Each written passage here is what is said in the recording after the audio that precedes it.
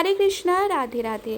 এই বছরের জন্মাষ্টমী পুজোটা অন্য বছরের তুলনায় একটু অন্যরকমভাবে করতে হলো, কারণ একটা বছর এখন আমাদের বাড়িতে কোনো রকম কোনো পুজো করা যাবে না। পুজো বলতে নিত্য পুজো তো করাই হয়, তাছাড়াও যেটা নাম গোত্র ধরে হোমযজ্ঞ করে যে পুজো হয় সেই পুজো করা যাবে না, কারণ সবেমাত্র 2 মাস হয়েছে ঠাকুরমা মারা গিয়েছেন।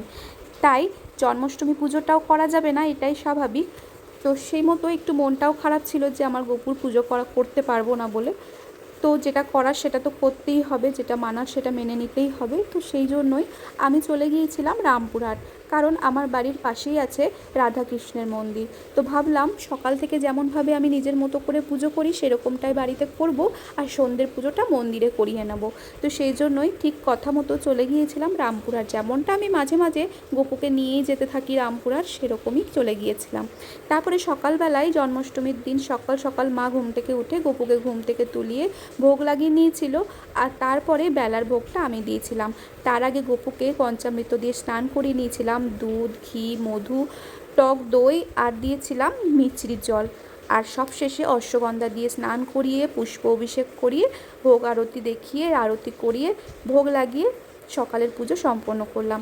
আমি প্রথমেই দুধ, ঘি, মধু এইসব দিয়ে স্নান করিয়ে নিয়েছিলাম, সব শেষে দিয়েছিলাম দই আর অশ্বগন্ধা। দইটা আমি সব শেষে দিই এই কারণে, কারণ প্রথমে যে দুধ, ঘি, মধু এইসব দিয়ে স্নান করাই বিগ্রহটা একটু চিটচিটে হয়ে যায়। সব শেষে যখন টক দই দিয়ে স্নানটা করায়, মানে দই দিয়ে ভালো করে মাখিয়ে গোপুকে যখন স্নান করায়, কি সুন্দর চকচক করে আর কি ভালোই না লাগে। আর সব শেষে যখন আমি অশ্বগন্ধা দিয়ে মাখিয়ে ভালো করে স্নান করাই, একটা অসাধারণ স্মেল আসে, যেটা আমার খুব ভালো লাগে আর দেখতেও খুব সুন্দর লাগে। তারপরে গোপুকে একটা সুন্দর নতুন জামা পরিয়ে রেডি করিয়ে নিয়েছি। নতুন যে পাগড়িটা নিয়েছিলাম সেই পাগড়িটা গোপুর মাথায় হচ্ছিল না, তাই পুরনো পাগড়িটাই আপাতত দিতে হলো। আর তারপরে এইটা হয়ে গিয়েছিল সন্ধ্যের সাজ। সন্ধেবেলায় সুন্দর করে সাজিয়ে গুজিয়ে গোপুকে নিয়ে চলে গিয়েছিলাম মন্দিরে। আর এখানে মন্দিরে চলছে পুজো, তার আগে গোপুকে আবারও একবার স্নান করিয়ে নিয়েছিল ঠাকুরমশাই, আর এখন চলছে পুজো।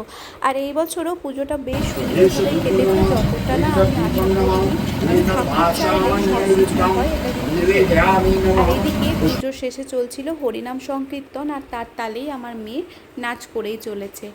আর এই যে সব শেষে গোপুকে দেখো কত মিষ্টি লাগছে। গোপু কিন্তু স্নান সেরে আবারও একটা নতুন জামা পরে নিয়েছিল। আর ভিডিওটি কেমন লাগলো অবশ্যই জানাতে ভুলো না। ভিডিওটি ভালো লাগলে লাইক, কমেন্ট, শেয়ার করে পাশে থাকো।